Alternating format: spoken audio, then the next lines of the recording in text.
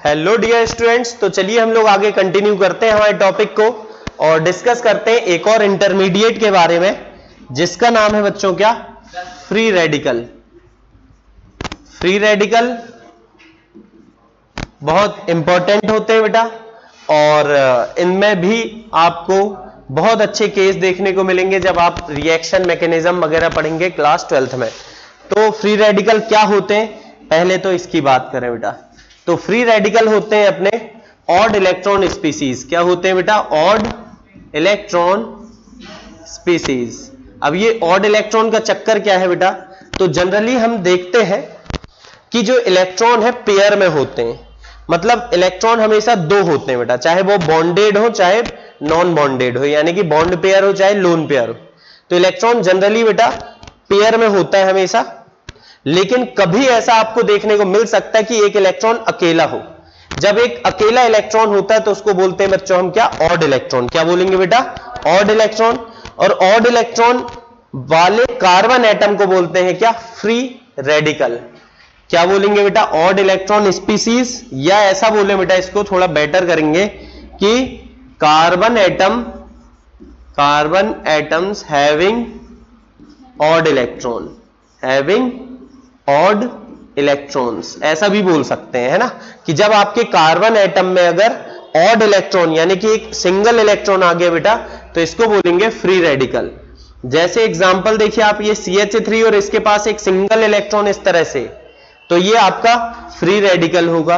और देख सकते हैं बेटा ऐसे, जब भी कार्बन एटम में एक सिंगल इलेक्ट्रॉन प्रेजेंट होगा then it will be your free radical. तो ये सब क्या है बच्चों, अपने फ्री रेडिकल है।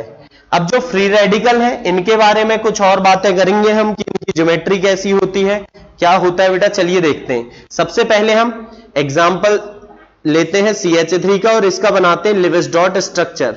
तो जब बच्चों हम इसका बनाते हैं क्या, लिविस डॉट स्ट्रक्चर, तो कुछ इस तरह का देखने को मिलता है। 3 सिग्मा बॉन्ड होते हैं और एक होता है ऑड इलेक्ट्रॉन। तो 3 तो हो गए बच्चों कौन से बॉन्ड, सिग्मा बॉन्ड, क्योंकि 3 सिग्मा बॉन्ड है और लोन पेयर बेटा एक भी नहीं है, 3 सिग्मा बॉन्ड बस है। तो हाइब्रिडाइजेशन इसका होगा बच्चों sp2। sp2 कैसा होगा, चलिए देखते हैं। ये कार्बन एटम में जब sp2 हाइब्रिडाइजेशन होगा बेटा, तो इस तरह से ट्राइंगुलर प्लेनर ज्योमेट्री होगी। कार्बन एटम में ये ट्राइंगुलर प्लेनर, जिसमें 3 हाइड्रोजन एटम तो ओवरलैपिंग कर लेंगे। This is your carbon atom with 3 hydrogen atoms. 3 hydrogen atom इस तरह से ओवरलैपिंग कर लेंगे। और यहां पर एक प्योर p ऑर्बिटल होगा बेटा। क्या होगा? Pure p orbital. कहने का मतलब है ऐसा p ऑर्बिटल जिसने हाइब्रिडाइजेशन नहीं किया है। और इसमें क्या होगा बच्चों, ऑड इलेक्ट्रॉन। इसमें क्या होगा बेटा, ऑड इलेक्ट्रॉन। तो इस तरह से sp2 हाइब्रिडाइजेशन होगा और साथ में एक प्योर p ऑर्बिटल होगा विथ एन ऑड इलेक्ट्रॉन। तो इस तरह से बेटा इसका sp2 हाइब्रिडाइजेशन है। और ज्योमेट्री क्या है बेटा, ज्योमेट्री है ट्रायंगुलर, ज्योमेट्री होगी बेटा triangular planar. Geometry is triangular planar. फिर अगली बात करते हैं बेटा इसके बारे में अपन, कि इसमें एक ऑड इलेक्ट्रॉन होता है। ये इसकी बड़ी खासियत है बेटा कि इसमें ऑड इलेक्ट्रॉन होता है with 3 sigma bonds. 3 sigma bond के साथ एक ऑड इलेक्ट्रॉन इसमें पाया जाता है। फिर आगे चलते हैं बेटा। इलेक्ट्रॉन देखें अगर इसके आउटर मोस्ट ऑर्बिट में बेटा 1 2 3 4 5 6 7 टोटल बेटा 7 इलेक्ट्रॉन्स होते हैं इन outer most, 7 electrons in outer most orbit. जो आखिरी वाला ऑर्बिट है बेटा, इसमें कितने, 7 इलेक्ट्रॉन्स होंगे। क्योंकि 7 है मतलब ऑक्टेट बेटा कंप्लीट नहीं है, I can say incomplete octet. इनका ऑक्टेट कैसा होगा बच्चों, इनकम्प्लीट। अब इलेक्ट्रॉन जरूरत से ज्यादा है यानी 8 से ज्यादा है या कम है, साफ साफ दिख रहा है बेटा इलेक्ट्रॉन 7 है यानी कम है, मतलब कि ये होगा इलेक्ट्रॉन डेफिशिएंट। कैसा होगा बेटा, इलेक्ट्रॉन डेफिशिएंट। साथ ही साथ ये इलेक्ट्रॉन की कमी है, मतलब जहां इलेक्ट्रॉन दिखेगा वहां अटैक तो पक्का करेगा, यानी कि ये इलेक्ट्रोफाइल तो है बेटा, इलेक्ट्रोफाइल तो बिल्कुल है,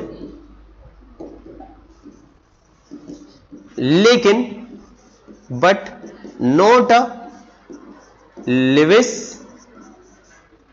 एसिड, लिविस एसिड नहीं है बेटा, इलेक्ट्रोफाइल है क्योंकि जहां इलेक्ट्रॉन दिखेंगे वहां अटैक करेगा, इलेक्ट्रॉन की कमी है बेचारे के पास, लेकिन ये इलेक्ट्रॉन पेयर गेन नहीं कर पाएगा, पेयर ले लिया तो 9 हो जाएंगे बेटा, तो पेयर नहीं ले पा रहा इसलिए ये क्या होगा, लिविस एसिड नहीं होगा। अब एक बात और, इसमें क्योंकि अनपेयर्ड इलेक्ट्रॉन प्रेजेंट है इसीलिए ये होगा बच्चों कैसा, paramagnetic. Magnetic behaviour simply अपन देखते हैं अनपेयर्ड इलेक्ट्रॉन के बेस पर, अनपेयर्ड इलेक्ट्रॉन इसमें है इसीलिए पैरामैग्नेटिक। इसके पहले कार्बोकैटायन और कार्बन आयन जो हमने देखा उसमें अनपेयर्ड इलेक्ट्रॉन नहीं है इसलिए वो थे डायमैग्नेटिक। तो ये होता है बच्चों फ्री रेडिकल। फ्री रेडिकल के बारे में हमने सब कुछ देखा, अब देखते हैं इसकी स्टेबिलिटी के बारे में बात करेंगे। काय के बारे में बच्चों, स्टेबिलिटी, और कैसे इसकी स्टेबिलिटी डिपेंड करेगी इंडक्टिव इफेक्ट पर। इसकी भी डिग्री होती है बेटा, जैसे आपके कार्बोकैटायन की डिग्री थी, कार्बन आयन की डिग्री थी, वैसे ही बेटा इसकी भी डिग्री होगी। डिग्री कैसे पहचानते हैं वो भी देखेंगे, और स्टेबिलिटी कैसे कंपेयर करेंगे बच्चों वो भी देखेंगे। इस तरह से है ये। तो देखिए जिसमें ऑड इलेक्ट्रॉन है, अगर वह कार्बन 1 से जुड़ा है या 0 से जुड़ा है तो 1 डिग्री, जैसे कि ये कार्बन 1 डिग्री, यहां भी ऑड इलेक्ट्रॉन वाला सिंगल कार्बन जुड़ा है तो 1 डिग्री। ऑड इलेक्ट्रॉन का कार्बन 2 कार्बन से जुड़ा है बच्चों तो 2 डिग्री, 3 से जुड़ा है 3 डिग्री। मतलब अब ये बात तो अपने लिए बड़ी आसान हो गई बेटा, पहले से ही अपन ने काम कर रखे हैं। अब देखिए स्टेबिलिटी कंपेयर करनी, मुझे पता है बेटा कार्बन की कोई भी चेन हो प्लस आई इफेक्ट देगी, ये कार्बन तेरा प्लस आई देगा, ये भी प्लस आई देगा और ये भी प्लस आई। प्लस आई के कारण ये तीनों कार्बन अपने इलेक्ट्रॉन बच्चों उसके तरफ डोनेट करेंगे। क्या करेंगे बच्चों, इलेक्ट्रॉन को डोनेट करेंगे। समझिए आप, ऑड इलेक्ट्रॉन है उसके पास, एक इलेक्ट्रॉन की कमी है, अगर इलेक्ट्रॉन बढ़ते हैं मान लीजिए तो वो ऑक्टेट के करीब जा रहा है बेटा, ऑक्टेट के पास जा रहा है मतलब स्टेबिलिटी बढ़ रही। क्यों, ऑक्टेट कंप्लीट होने से स्टेबिलिटी बढ़ जाएगी। अगर ये इलेक्ट्रॉन इसको और मिले तो ये ऑक्टेट के करीब जा रहा है, और क्योंकि ये ऑक्टेट के पास जा रहा है बेटा इसीलिए इसकी स्टेबिलिटी क्या होगी बच्चों, क्या होगी बेटा, बढ़ेगी। तो देखिए प्लस आई में क्या हुआ, एक कार्बन में था ऑड इलेक्ट्रॉन, यहां से भी इलेक्ट्रॉन ले रहा है, यहां से भी ले रहा है, यहां से भी ले रहा है, मतलब बेटा इसके इलेक्ट्रॉन क्या हो रहे हैं, बढ़ रहे हैं। 7 से हो रहा है बेटा 8, और क्योंकि इलेक्ट्रॉन बढ़ रहे हैं इसीलिए हम बोलेंगे कि ये ऑक्टेट के करीब जा रहा है, और क्योंकि ऑक्टेट के करीब जा रहा है तो स्टेबिलिटी बढ़ेगी। यहां इलेक्ट्रॉन बढ़ तो रहे बेटा, थोड़े कम बढ़ रहे हैं तो स्टेबिलिटी थोड़ी कम, और कम बढ़ रहे हैं तो और कम, और यहां सबसे कम। तो इससे बेटा रिजल्ट क्या मिला कि 3 डिग्री फ्री रेडिकल जो होगा वो मोस्ट स्टेबल होगा, then 2 degree, then 1 degree will be least stable. This is the order, this is the order of stability of free radical। ये होती बच्चों फ्री रेडिकल की स्टेबिलिटी का ऑर्डर। तो कंक्लूजन, कंक्लूजन क्या निकला चलिए देखते हैं। कंक्लूजन ये निकला बेटा कि प्लस आई इफेक्ट जहां ज्यादा था वहां इलेक्ट्रॉन ज्यादा आ रहे थे, इलेक्ट्रॉन ज्यादा आ रहे थे बच्चों तो ये ऑक्टेट के ज्यादा करीब जा रहा था, ऑक्टेट के जितना करीब जाएगा स्टेबिलिटी को उतना ज्यादा बढ़ाएगा, यानी कि प्लस आई इफेक्ट अगर ज्यादा हुआ मेरे बच्चों तो क्या होगा बेटा, stability, stability of free radicals क्या होगी बेटा, बढ़ेगी। प्लस आई इफेक्ट जितना ज्यादा स्टेबिलिटी ऑफ फ्री रेडिकल उतनी ज्यादा। बिल्कुल कार्बोकैटायन की तरह ऑर्डर मिला अपने को, है ना। या इसको ऐसे भी लिख सकते हैं, stability of free radical, stability of free radical stability of free radical is directly proportional two plus I effect, plus I effect. ठीक है ना।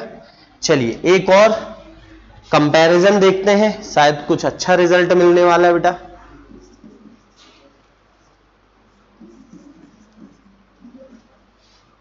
यहां पर एक कंपैरिजन और देख लेते हैं अपन, उससे शायद कुछ कंक्लूजन मिल जाए तो हमारा काम शायद आसान हो जाए बेटा। मान लीजिए यहां पर है F, यहां बेटा OH और यहां पर NH2। ठीक है, समझ गए हो बेटा मेरी बात। तो ये तीनों मैंने ऐसे एटम या ग्रुप लिया हूं जो माइनस आई इफेक्ट शो करेंगे। माइनस आई जब फ्लोरीन होगा, ऑक्सीजन होगा या नाइट्रोजन होगा तो बच्चों ये माइनस आई से इलेक्ट्रॉन विड्रॉ करेगा। अब देखिए ये इलेक्ट्रॉन विड्रॉ कर रहा है बेटा, इलेक्ट्रॉन ले रहा है, तो इससे इलेक्ट्रॉन की कमी हो रही है तो ये ऑक्टेट के करीब जा रहा है या ऑक्टेट से दूर भाग रहा है। तो बच्चों 7 थे, कमी होगी तो और दूर भाग रहा है। ऑक्टेट से जितना दूर भागेगा स्टेबिलिटी उतनी कम होगी। तो इस बेस पर बच्चों हमने देखा कि माइनस आई इफेक्ट जितना ज्यादा स्टेबिलिटी उतनी कम। माइनस आई इफेक्ट जितना ज्यादा स्टेबिलिटी ऑफ फ्री रेडिकल उतनी कम। या इस बात को ऐसे भी लिख देंगे बेटा, स्टेबिलिटी ऑफ फ्री रेडिकल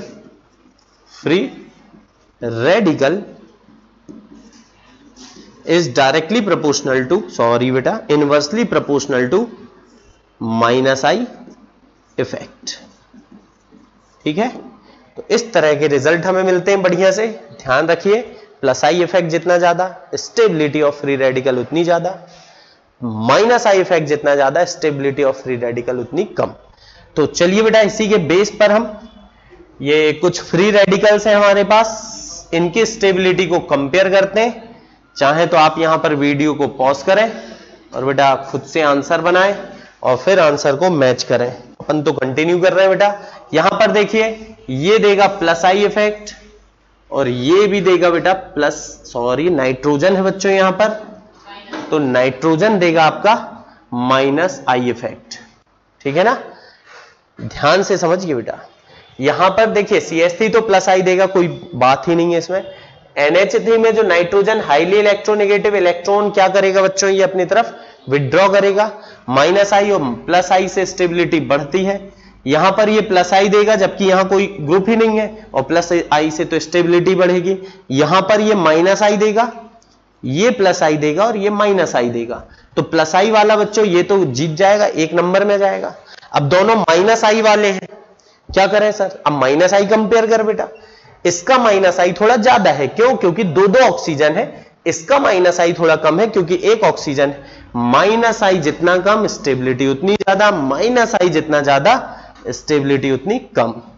चलिए बेटा आगे बढ़ते हैं। इसमें देखिए ये माइनस आई शो करेगा, यहां पर भी माइनस आई, जबकि बेटा इसमें तो केवल और केवल प्लस आई है। प्लस आई वाला सबसे ज्यादा स्टेबल होगा, बिल्कुल बेटा। अब माइनस आई में अगर मैं कंपेयर करूं बेटा तो डिस्टेंस यहां पर बढ़ चुकी है।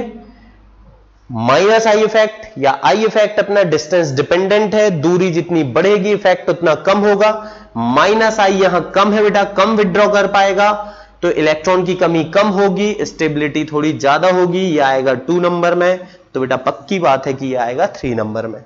फिर कुछ केस और है बेटा अपने पास। यहां पर देखिए फ्लोरीन एकदम पास में है, माइनस आई देगा। फ्लोरीन यहां भी पास में है, माइनस आई। यहां थोड़ा और दूर हो गया बेटा माइनस आई। देखिए फ्लोरीन बहुत पास, थोड़ा दूर गया और दूर गया तो इफेक्ट कम होगा, माइनस आई कम, स्टेबिलिटी ज्यादा। तो इसमें तो बेटा कोई डाउट ही नहीं होना चाहिए। यहां पर ये सब माइनस आई दे रहे हैं बेटा, सब माइनस आई दे रहे हैं, लेकिन तुम जानते हो बच्चों फ्लोरीन का माइनस आई सबसे ज्यादा है। अब माइनस आई ज्यादा है तो स्टेबिलिटी कम होगी और इस तरह से हमें आंसर मिलेगा। चलिए इसे और देखते हैं बेटा। ये भी देगा माइनस आई, ये भी देगा माइनस आई, लेकिन NO2 का माइनस आई ज्यादा है क्योंकि नाइट्रोजन ज्यादा है, इलेक्ट्रोनेगेटिव, माइनस आई ज्यादा तो स्टेबिलिटी कम। इस तरह से बेटा हमने देखा फ्री रेडिकल क्या होते हैं। और कैसे हम इंडक्टिव इफेक्ट के थ्रू फ्री रेडिकल्स की स्टेबिलिटी को कंपेयर कर सकते हैं। तो ये हमने 3 इंटरमीडिएट्स यहां पर डिस्कस कर लिए, carbocation, carbon ion and free radicals and their stabilities. Now in next video we will discuss about the acidic and basic strength on the basis of inductive effect. Till then, bye bye, have a good day.